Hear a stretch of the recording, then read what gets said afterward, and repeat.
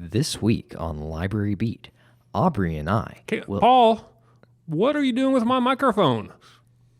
This week on Library Beat, Karen and I introduce one of our new co-hosts, Paul Kagebein, who tried to steal my microphone. Stay tuned. Karen? Greg? I see someone else in the podcasting room today. Yes, we have our special new host, Co-host. Mr. Paul Kagebein. We are actually going to have two new Yes. co-hosts. Aubrey Spear is going to be our other co-host. We love doing Library Beat, but sometimes we just run out of time to do it really well. To get fresh ideas every week is pretty hard, and we want to keep our podcast fresh and exciting. Vital. Yes. Yes. So we got some younger people. We got some younger people. I mentioned to you that this was kind of a ploy that sitcoms often use. Yes. I would call it the Cousin Oliver syndrome when they introduce Cousin Oliver to the Brady Correct. Bunch. Yes. They bring in a younger person to try to get those ratings in. You mentioned a couple of other examples. Well, Growing Pains brought in Leonardo DiCaprio. Right. And Quinn Cummings on... All in the Family. that was Daniel Brisebois. Oh, sorry.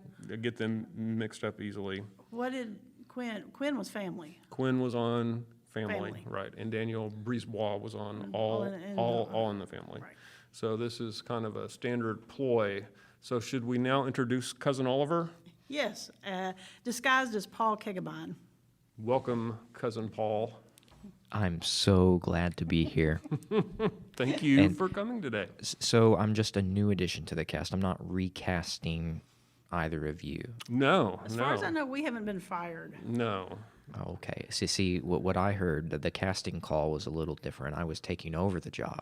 Oh. No. I'm sorry, we should have made that clear. Before we signed the contract. No, we were thinking we would all just sort of rotate, and that gives each of us more time. Well, I'm out. If you're not the star, Aubrey and I, we If have we're to not be the the stars. stars. Our egos are too big to share the spotlight. I think we can work something out where we can all work together. And it doesn't necessarily have to be just you and Aubrey doing it one week. It can be you and me, or Karen and Aubrey, or Yes. just you, or what have you. But our listeners might not realize that this is not our only job. You would think it would, as much preparation goes into this, and excitement, And awards. and script. You would think this would be our only job, but it isn't. Right. So we are so happy to have some help and some fresh ideas. Fresh ideas. So Cousin Paul, why don't you just tell us a little bit about yourself? You've actually been a guest on the podcast before, so welcome back. But why don't you tell our listeners who you are and what you do? So I'm Paul Kagebein, and if you get that last name right the first time without ever hearing it out loud, congratulations. You're like 1 in 100 people that are able to do that. I don't even get it correct myself half the time. But I am a Hot Springs native, and the Garland County Library was actually my first job. I started here as a page back when I was 17. He did. I was a page for a couple years. I talked more about that on the episode that you guys did about pages. Yes. So go back and check that one out to hear my whole story as a page. But long story short, I left for a couple years, tried out some other jobs, and realized, you know what, the library is a pretty great place to work. So I came back as a front desk clerk, and then about 5 years ago, 2018, I became the adult programs coordinator, and I have been that ever since. And I am involved in programs for adults of all ages from 18 to 99, which is a very wide variety of age ranges in there and who want all kinds of different programs. We have a very eclectic mix of adults from all demographics and backgrounds and with all kinds of interests and passions and hobbies in our community. So it is a fun job and it has so much variety in it, and I love doing it. And I also do a lot of the meeting room booking, so if you ever want to use a room here at the library, you will most likely talk to me at some point, and I'll get one of our public meeting spaces for you. Excellent. Since you are involved in so many things and know so many people through your job, I think that would make you a natural podcast host because you already do some podcast style programs. So you're not just brand new at this. That's correct. When the pandemic hit, we had to, as all libraries across the world had to do, we had to evaluate how we were providing our programming content, and we pivoted to a virtual format. Of course, a lot of that was on video, so I've done the video podcast side of things quite a bit. I've done probably a couple hundred virtual programs at this point. Most of those you can go check out on the library's Facebook and YouTube channels. But I haven't done so much this solo voice work, so this is kind of a new domain for me. However, I have heard throughout my life when I've done some radio ads for the library and other places that I have a good voice for radio, so I feel like this will be a natural. I think you do. I could hear you. If I close my eyes, I kind of see NPR. The P in NPR stands for Paul. That's right. Well, Cousin Paul, thank you for sharing that. Have you come up with any fun ideas of things you'd like to do for this podcast? Well, since we're not completely throwing a coup here and taking over, and I'm going to have to still collaborate with the two of you, I'm going to have to go back to the drawing board. Okay. But no, definitely wanted to get out and use some of the networking contacts I made through programming to interview some people in our community that we work with here at the library a lot, and I'm sure we'll come up with some ideas to get all of the millennials and Gen Z listening to the podcast. Not that you two aren't very beloved. That was kind of when we first proposed this idea.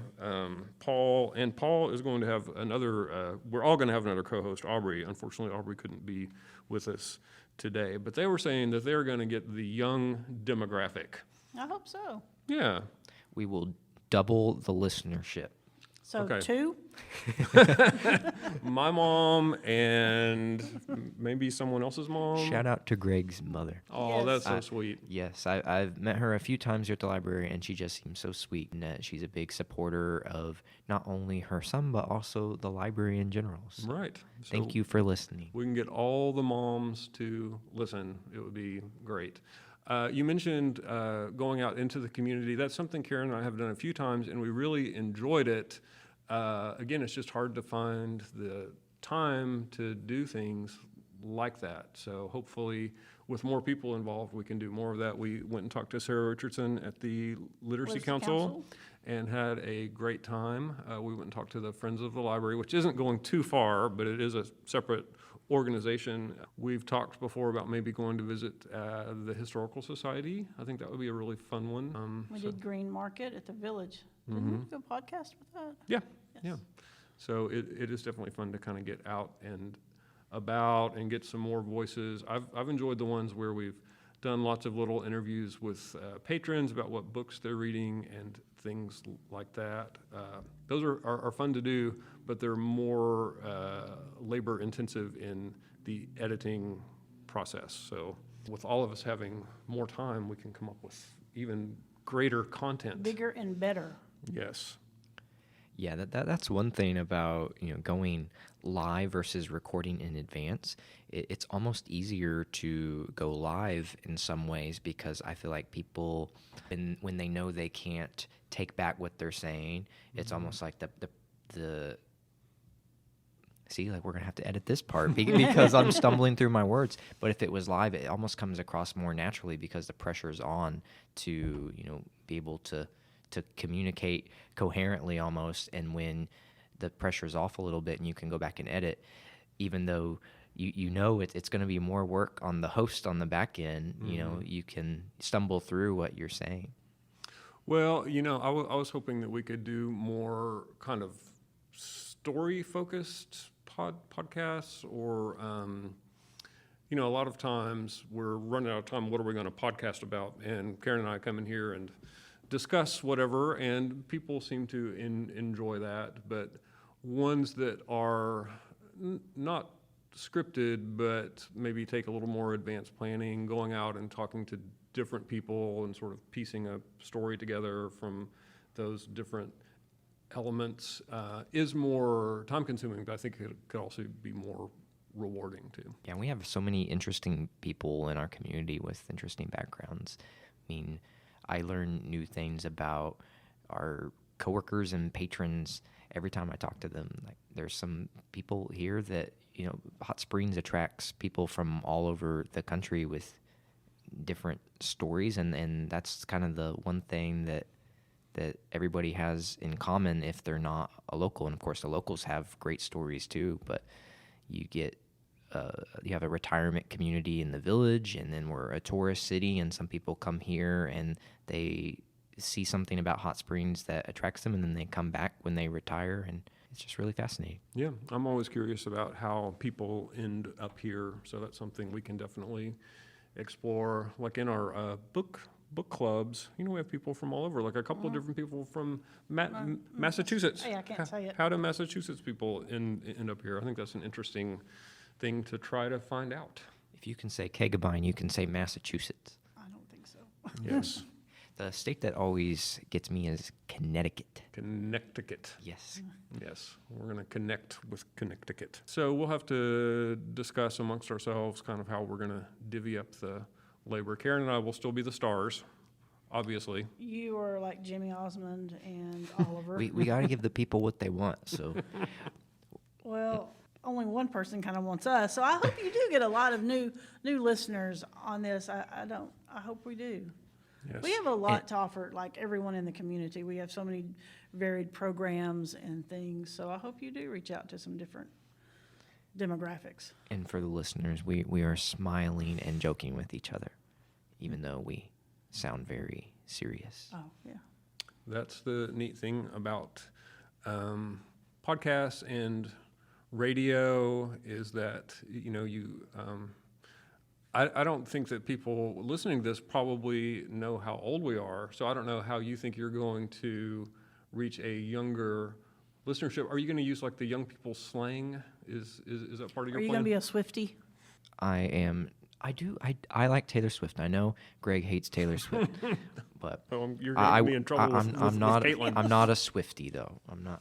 I appreciate her. I think she's talented, but I don't think that'll be a major focus of how we draw people in. Will not be Taylor Swift. Okay. Oh, well. Maybe some But BTS maybe. Oh, yeah, that's popular. That's a rock group. Yes. Or a form of rock. Or Pop. pop, sorry. K-pop. K-pop. And Aubrey Spear works here. She is a member of Greg's team, and she does a lot of different things. Yep, the podcast has been to Crafternoon before. Yes. And she's very involved with that. She was the one with the idea to get us spay-neuter vouchers from the sheriff's office, and those have taken off Yes, like crazy. we only get so many, and they run out, and we have to go back and get more. So that's been a very popular program here. Right. Or So- service Right. here. So, Aubrey, I wish you could be with us today. We'll do another episode next week maybe and introduce Aubrey, and let Aubrey. her talk about her jobs here. All right.